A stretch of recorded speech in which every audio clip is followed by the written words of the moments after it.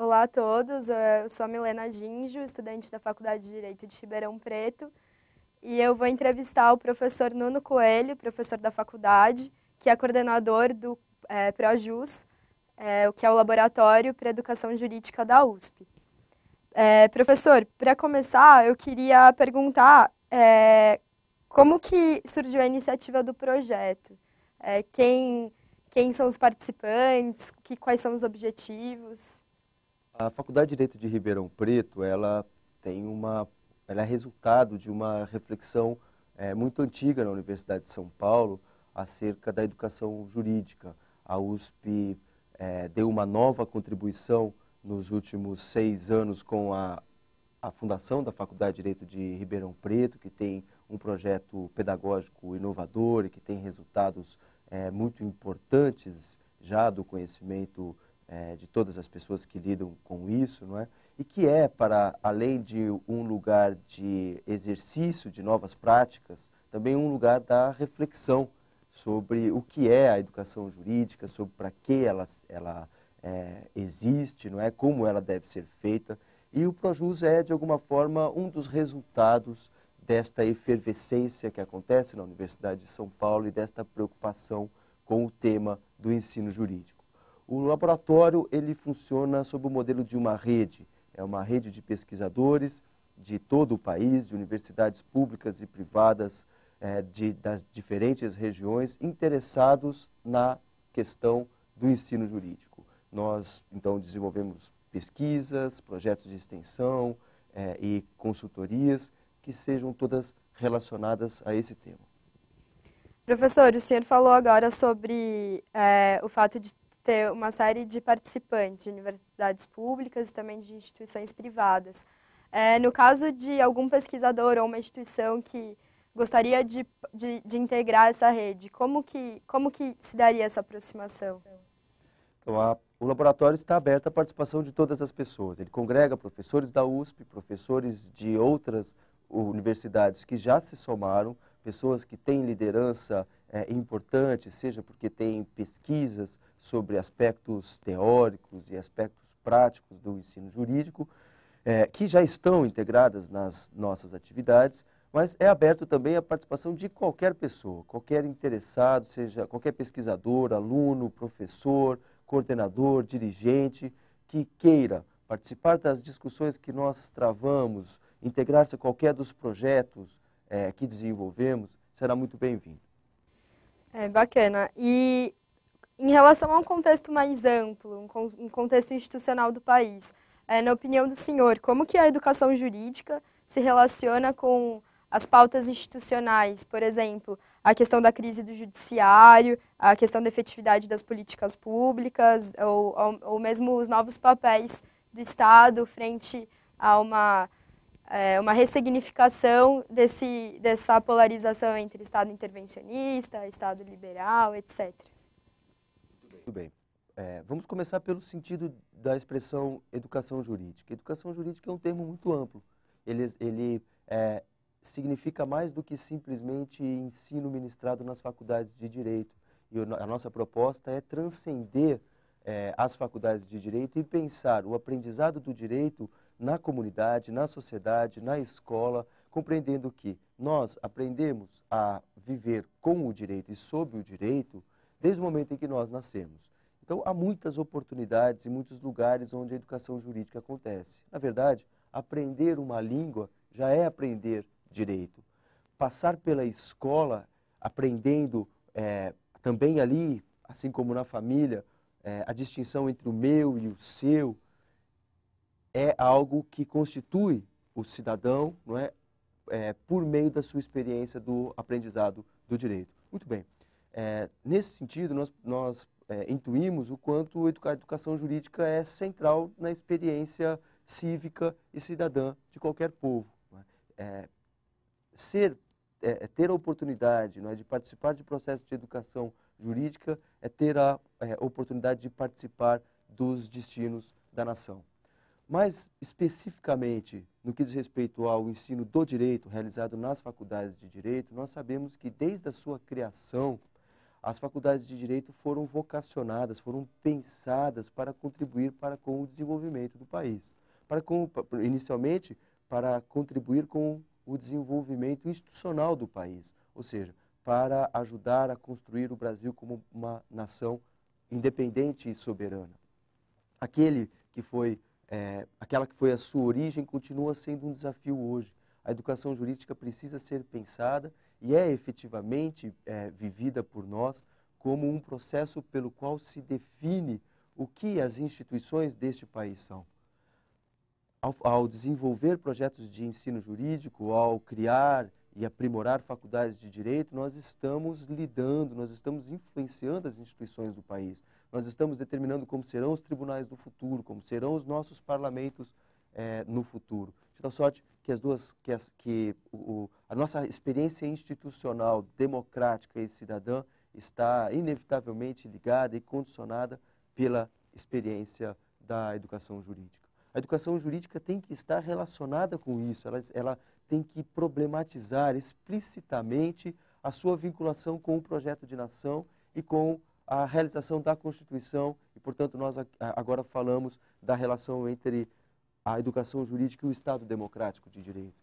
O ensino jurídico neste país, um serviço público, desenvolvido diretamente pelo Estado, mas de forma compartilhada também pela iniciativa privada. Isto é um traço muito importante do nosso modelo, importante, acima de tudo, porque permite a expansão do acesso ao ensino jurídico a um número de pessoas que não seria possível expandir se nós tivéssemos um modelo puro, não é? Mas seja privado, seja público, o ensino jurídico oferecido, de todo modo ele mantém o seu compromisso com o Estado democrático de direito e tem que ser pensado neste plano, do plano do seu compromisso institucional e da sua contribuição na formação de quadros e na reflexão sobre a atuação das instituições democráticas.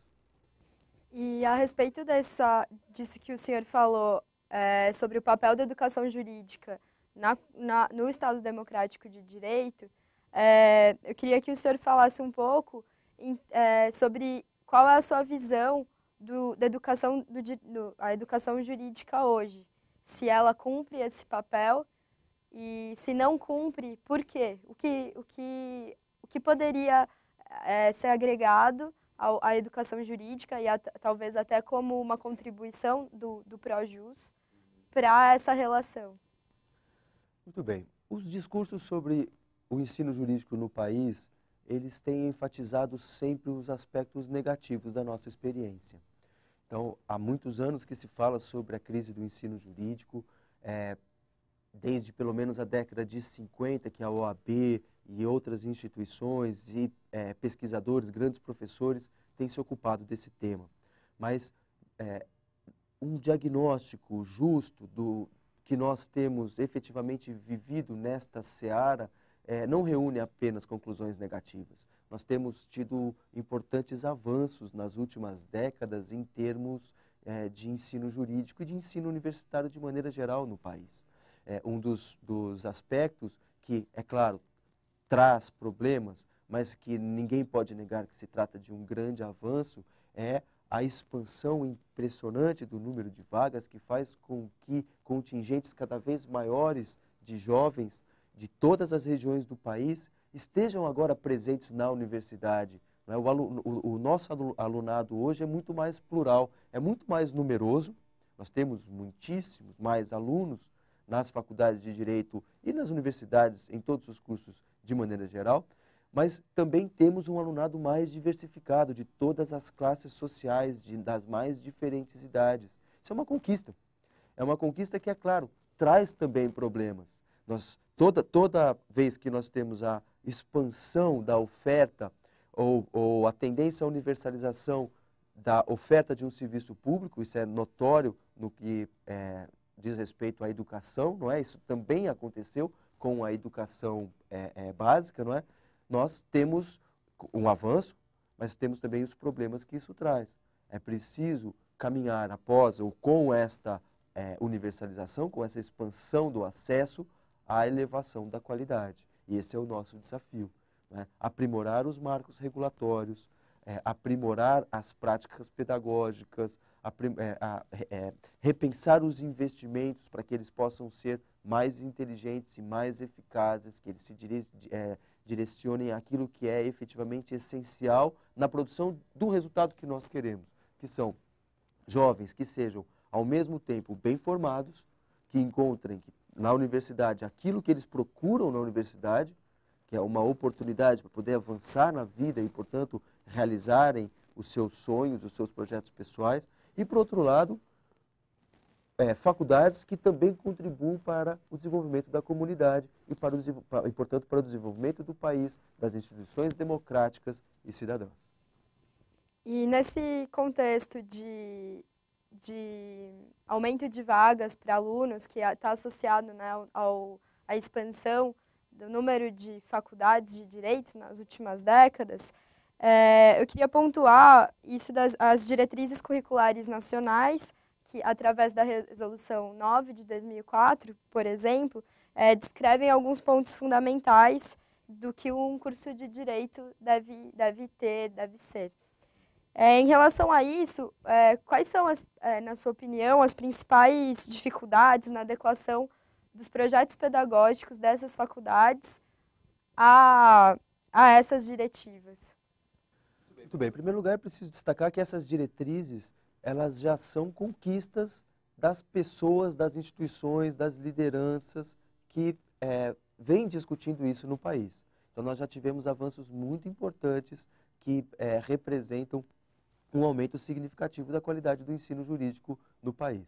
Eu diria que, em termos de regulação, nós temos um bom sistema. Nós temos um bom sistema de critérios que uma faculdade de direito deve obedecer para funcionar como uma boa faculdade de direito. Dificuldades nós temos na implementação dos critérios, na observância e, portanto, na efetivação desses critérios no dia a dia da maioria das faculdades. E eu não falo apenas de faculdades particulares, mas também de faculdades públicas. Todas elas, de maneira geral, têm dificuldades em implementar as exigências que estão lá. É preciso que nós discutamos essas exigências, que elas sejam assumidas e que sejam pensadas formas criativas, efetivas de cumpri-las, que possam, a um tempo, realizar as diferentes tarefas da educação jurídica. Quais seriam, então, essas dificuldades na implementação das regras, professor? O problema está exatamente na realidade que nós vivemos nas faculdades de direito. A primeira dificuldade diz respeito às pessoas, não é, com as quais nós contamos. Há exigências, por exemplo, muito grandes em termos de titulação, de formação de mestres e doutores. É preciso que, em grande parte, os professores de todas as faculdades de direito sejam formados em mestrados e em doutorados, que no país, infelizmente, ainda são insuficientes. Então, há aqui um problema sistêmico, uma exigência de titulação em números que provavelmente é impossível cumprir, dada a baixa oferta ainda da pós-graduação em Direito no país. Em algumas regiões, evidentemente, este problema é maior do que em outras. Nas regiões em que há pequena oferta de mestrados e doutorados em Direito, não é? Há muita dificuldade em se encontrarem professores com essa titulação. Então, isso é algo que nós precisamos pensar. Veja, o sistema de pós-graduação em Direito no Brasil cresceu muito. A CAPES tem sabido conduzir a expansão do sistema, que é uma expansão consistente, não é? E importante, com a manutenção dos índices de qualidade. Aliás, a CAPES tem sabido conduzir a expansão do sistema, o aumento de programas de mestrado e doutorado, com a elevação das exigências de qualidade, de produtividade, de experiência docente nestes programas. Então, nós temos sido bem-sucedidos neste quesito, expansão da pós-graduação. Só que a expansão da pós-graduação é muito menor do que a expansão da graduação. É preciso que haja uma equalização entre as exigências na graduação e as oportunidades e a capacidade de formação da pós-graduação em Direito no Brasil. Isso pode ser feito por diferentes maneiras. Evidentemente, nós continuamos lutando pela expansão com qualidade do sistema de pós-graduação, mas é possível pensar em estratégias que impulsionem ainda mais esse crescimento. Né? Em termos de formação da política pública e da regulação para a educação jurídica, algo que nós propomos e que é uma sugestão colocada na mesa, é que a expansão da graduação, especialmente quando se tratar de instituições de grande porte, como muitas vezes a expansão da oferta da graduação tem acontecido, não é, através de redes ou de grandes universidades, não é, que essa expansão se dê de forma integrada à criação também da pós-graduação, de modo a que, de alguma forma, as duas coisas possam acontecer de forma conjunta e equilibrada. Esse é o primeiro problema. Nós precisamos de professores titulados e não há programas para titulados. Precisamos implementar isso. Há um outro problema que diz respeito à realidade de todas as faculdades de Direito, ou de praticamente todas, que diz respeito ao aluno que nós recebemos. Isso é um ingrediente importantíssimo do problema. Nós, felizmente, temos recebido alunos de todas as proveniências sociais. Alunos das nossas escolas públicas, do ensino básico. Alunos, eventualmente, outros que já tinham abandonado os bancos escolares há muito tempo, já tinham terminado o ensino médio há muito tempo. E esses alunos, muitas vezes, têm dificuldades, quando entram na faculdade de Direito, em enfrentar a teoria enfim, todo o conteúdo, que muitas vezes é muito sofisticado, que nós desenvolvemos em faculdades de Direito. Então, nós temos uma tarefa especial nisso. Não é? Nós precisamos pensar formas de oferecer um ensino jurídico de qualidade a todos os alunos. E precisamos ser especialmente competentes quando se trata de alunos que têm déficits de formação. Porque é aí que o professor é especialmente necessário. É aí que uma faculdade precisa ser realmente boa. É muito fácil uma faculdade ser muito boa quando ela recebe alunos que já estão prontos, que são já muito bons. Esses, na verdade, precisam de muito pouco de nós. Nós precisamos ser educadores, precisamos construir grandes faculdades exatamente que deem conta das dificuldades, das deficiências de formação que os alunos trazem para a faculdade. Né? Que esses alunos que vêm de todas as classes sociais e de todas as escolas do ensino médio trazem. Você mencionou que uma das atividades do Projus seria a atividade de consultoria. Eu queria saber se, nesse contexto de dificuldade de implementação dos programas de pós-graduação, ou então até, às vezes, a própria faculdade não se propõe a isso, se o projeto, o laboratório, ele se propõe a, de repente, ser atuante nesse estímulo, junto com as faculdades. Sim, sim, exatamente, porque nós fazemos isso porque nós temos um diagnóstico de que há uma leitura no que diz respeito à abertura de programas de pós-graduação por instituições privadas, por exemplo, não é? De que este é um projeto fadado ao fracasso do ponto de vista econômico-financeiro, por exemplo. Ou seja, isso é público e notório, é muito difícil abrir um programa de mestrado, não é? Mas não é tão difícil quanto parece, desde que se trabalhe com o realismo e se trabalhe em associação o planejamento da graduação e o planejamento da pós-graduação. Se nós examinarmos as regras da graduação hoje, nós veremos que um curso de graduação em Direito que atenda a todas as normas para a sua implementação e funcionamento, cumprir estas normas já coloca as condições para a implementação de um programa de mestrado, por exemplo. E um programa de mestrado tem muitíssimos impactos, outros para além da formação de mestres que vai evidentemente comportar. Então, a perspectiva é de que é possível pensar o ensino jurídico de um modo realista. É preciso e é possível ser condizente com a realidade local, com as dificuldades que as faculdades de Direito efetivamente enfrentam, seja do ponto de vista do material humano de que dispõem, ou seja, dos quadros docentes de que dispõem, do material humano que vão receber e que haverão de formar, das dificuldades logísticas, das dificuldades geográficas, das dificuldades econômico-financeiras que um projeto como esse implica. Mas é possível pensar estas questões de modo sério e de modo criativo, de modo a compatibilizar todas essas tarefas, conseguindo então projetos que sejam realistas e que sejam de grande qualidade, que sejam de excelência. Nós nos propomos a fazer parcerias com instituições e com pesquisadores que procurem respostas para essas questões. Né? É para isso que o laboratório vem, exatamente para pensar de forma realista, mas visando a excelência, a oferta de ensino jurídico em todo o país. E o senhor concorda com essa visão de que faz uma análise da expansão da pós-graduação associada a um interesse profissionalizante do direito, no sentido de que talvez a grande demanda pela pós-graduação, pelos alunos, pelos discentes, seria apenas a titulação para ter uma qualificação no mercado de trabalho e não para realmente se dedicarem à atividade de pesquisa, à atividade docente? Muito bem, então nós pensamos sobre para que serve a pós-graduação. Qual é a sua missão na sociedade brasileira? Será que a pós-graduação serve apenas para formar professores? Bem, isso já é um objetivo muito importante. É um objetivo, sem dúvida, como nós vimos há pouco, né, que está longe de ser cumprido.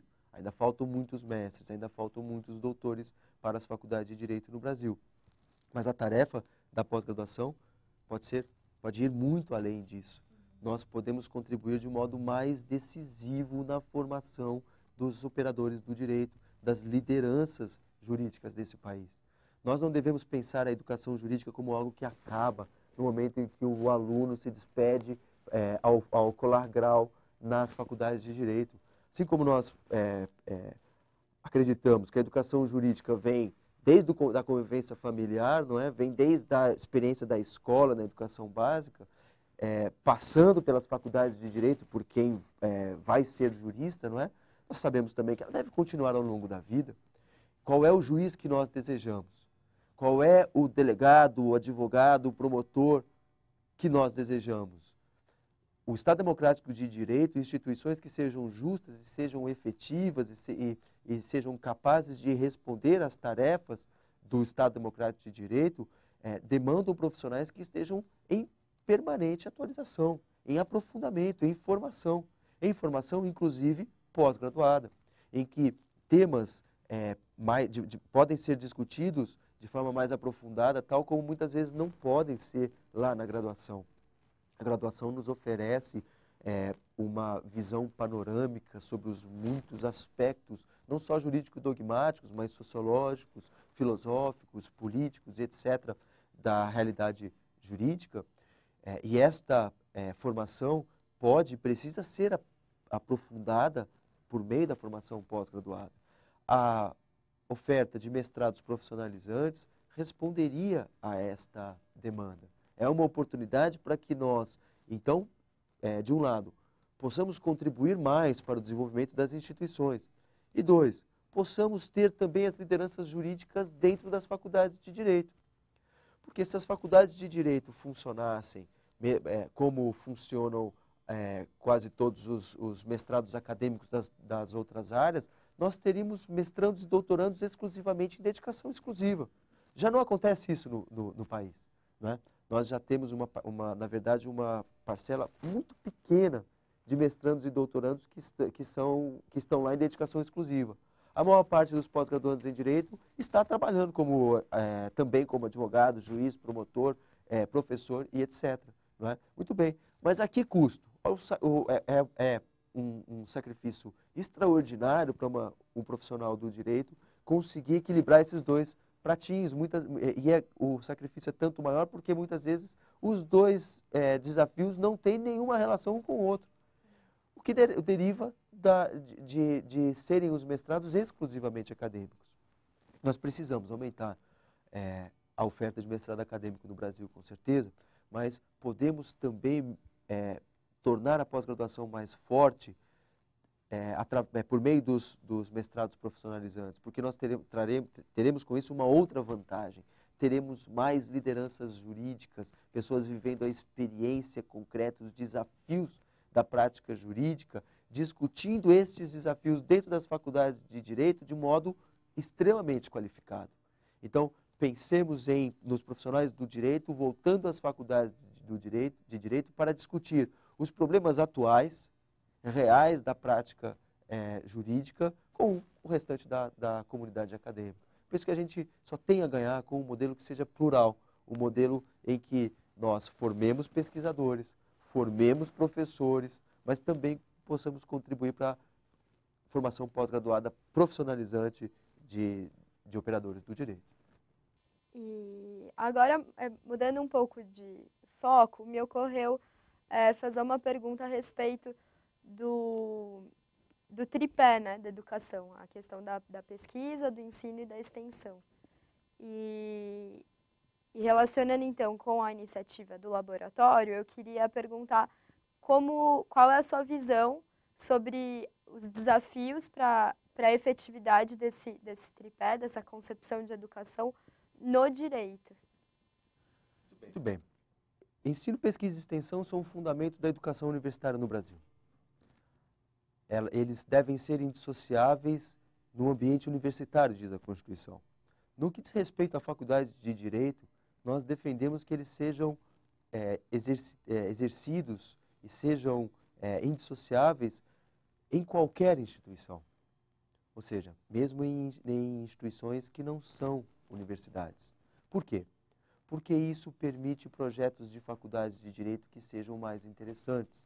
Porque isso permite que o ensino do direito se realize de forma mais eficaz. Isso permite que a junção entre teoria e prática, que muitas vezes é tão difícil de ser realizada, possa ser feita de uma forma melhor. Isto permite a junção entre ensino, pesquisa e extensão, novas técnicas e metodologias de ensino e de aprendizagem dentro da sala de aula que sejam mais eficazes do que simplesmente a ministração de aulas, a repetição de conteúdos que os alunos têm dificuldades em absorver.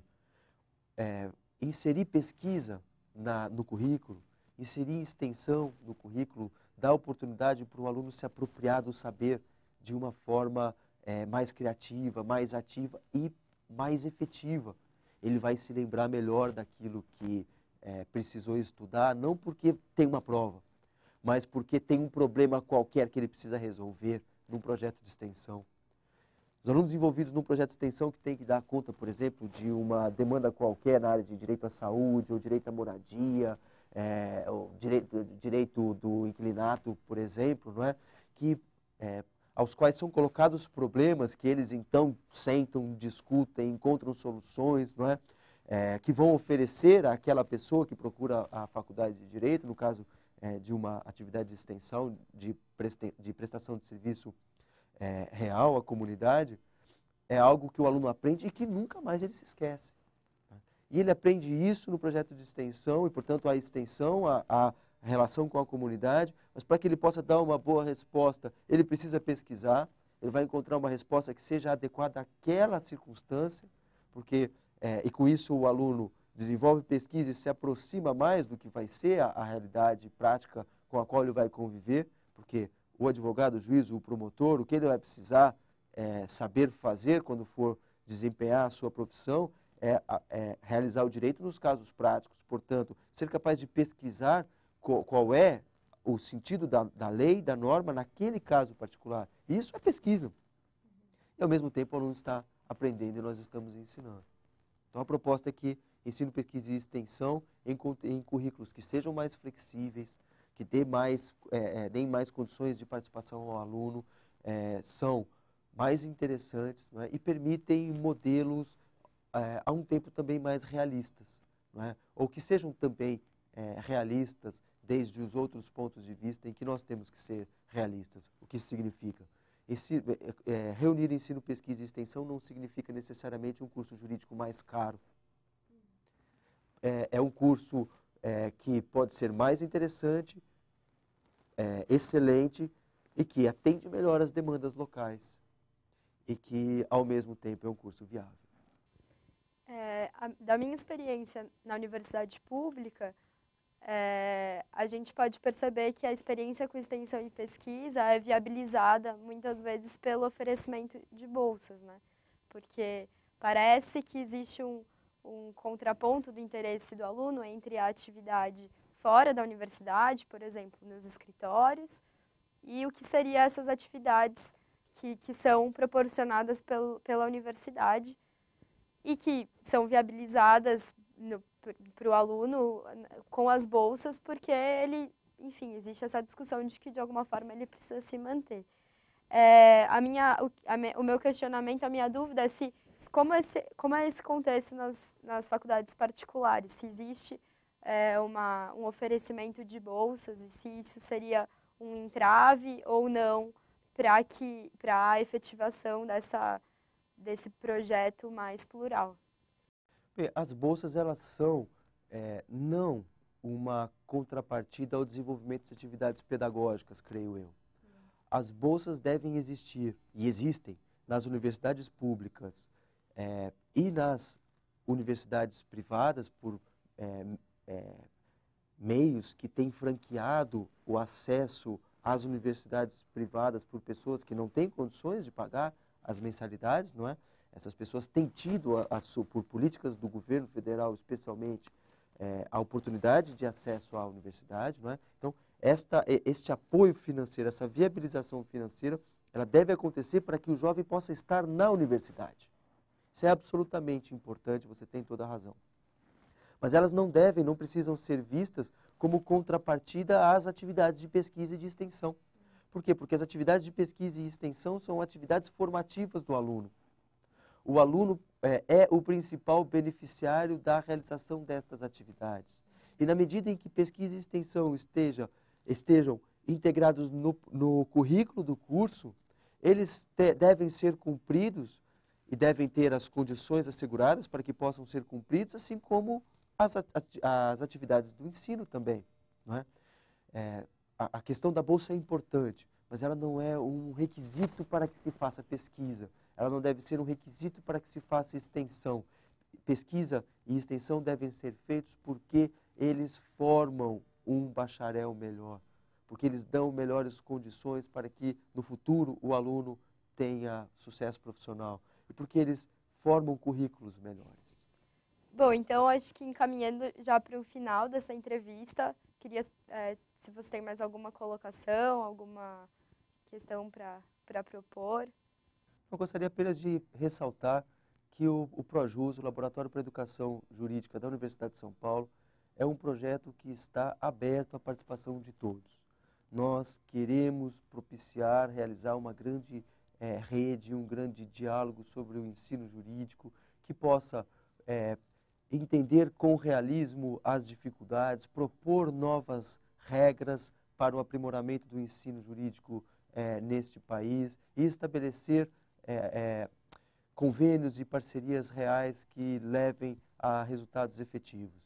Nós todos agradecemos aos estudantes, aos professores que têm manifestado o seu interesse, que têm somado nessas pesquisas e gostaríamos de convidá-los a todos para participar dos nossos eventos, dos nossos cursos e querendo que entrem em contato conosco para que a gente possa discutir formas pontuais e de parcerias e de colaboração. Quero agradecer ao professor Nuno Coelho, que apresentou o Laboratório para a Educação Jurídica da USP e discutiu questões bastante interessantes sobre educação jurídica. Professor, obrigada. Obrigado, Milena.